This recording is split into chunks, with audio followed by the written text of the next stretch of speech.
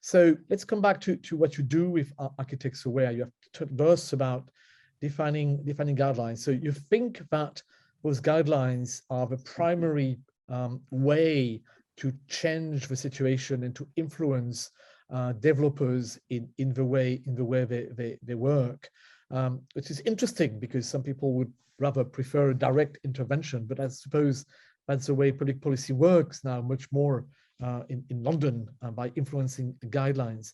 And maybe you could tell us a little bit more about when you say when a private developer is building something, which is very unusual for France, they have to provide something for the community in the exchange, in the negotiation.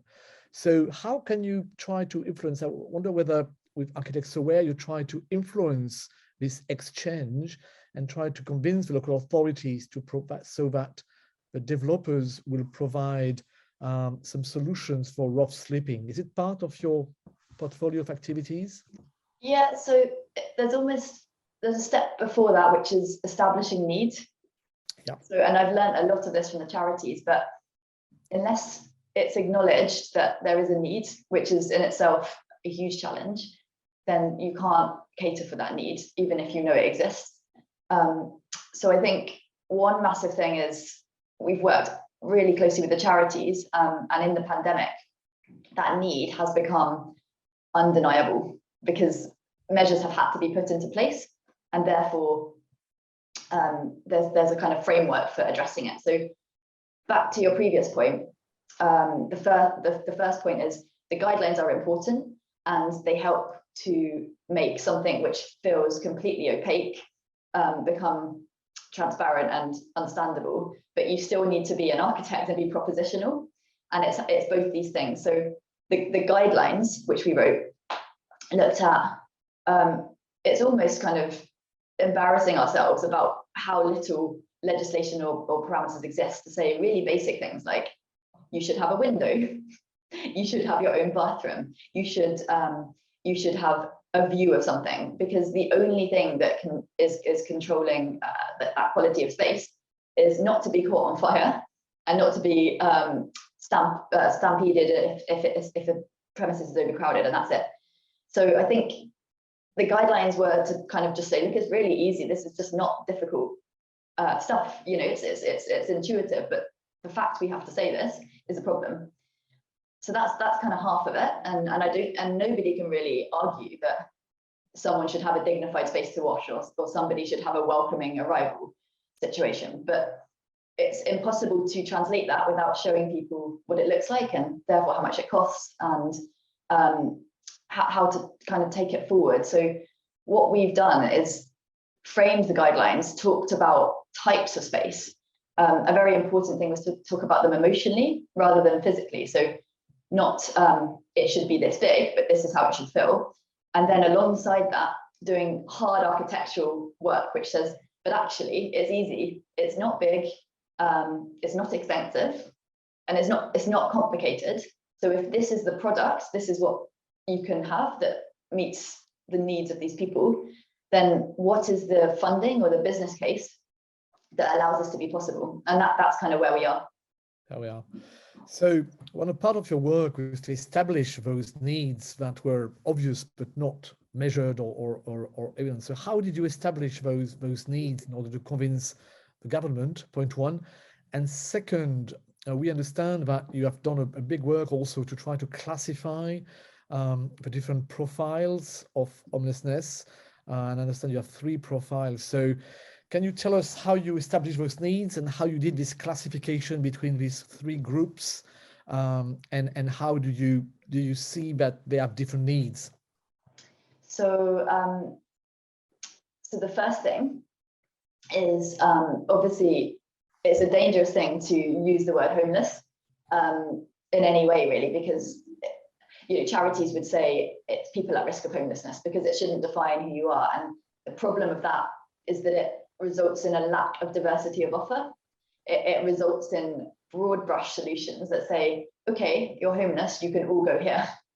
And that is a huge problem because you have, it's not appropriate for a family, for example, to be next to a young person who has not learned how to look after themselves next to somebody who has been homeless for 10 years and may have addiction or other issues. So the first thing is, when we talk about needs, understanding there's different needs, and the reason that's so important is, if you are to provide a service which allows somebody to get better or move on, it needs to be a service which is, works for their needs. And the biggest problem is people being thrown together and they come back because it's not preparing them for the next step of life. So in terms of need, it's really being very kind of careful about understanding who you're talking about, and not just the obvious needs in terms of shelter, but the built-in or the support needs, which would be maybe counselling or language skills or healthcare, whatever that is, depending on whoever you are, that is done together. There was a moment I was quite horrified at the beginning where, and I don't know how I didn't understand this, but I had not understood how fragmented the homeless offer currently is. So the idea that if you're lucky enough to be housed, you still get kicked out at 6 a.m. You still have to walk the streets for the whole day, and then you come back at dinner time. So the first thing we were very interested in is how you provide a holistic service, just talking about need, that means that all of that is joined together architecturally, but in terms of the systems, and you can kind of move through. So that's kind of need. In terms of the 3 profiles that you highlighted, they are relating specifically to rough sleeping. So not wider demographic, but when the Everyone In scheme came about, the charities had an opportunity to really work with and understand the people that had been sleeping rough and assess them properly. And they understood or discovered that 1/3 were entrenched homeless, which is what I think we all think, or the common misconception of homelessness is, which is the end of the road. You've been homeless for 10 years. You're probably never going back to a completely normal way of life, and it's about supporting. But the other 2/3, 1/3 was hidden homeless. So this is what our guidelines are written about, which is very young, like 16 to 25-year-olds who have problematic home environments, and they've just hit the streets, and you try to catch them early, and that's a very different support. And work-ready homeless, which is basically people with no access to public funds. So they might have a different immigration status, or they might work in the construction industry or catering industry with 0-hour contracts. And they are becoming homeless because they have 2 weeks without working, and they're that close to the breadline that there is no buffer. There's nothing to support them for that. So you can immediately see within rough sleeping, it's a vast range. And the reason that was important is we were working with the government and with charities to say, in the pandemic, all of these developers have empty buildings which they are paying rents on. How can these buildings be utilised for good?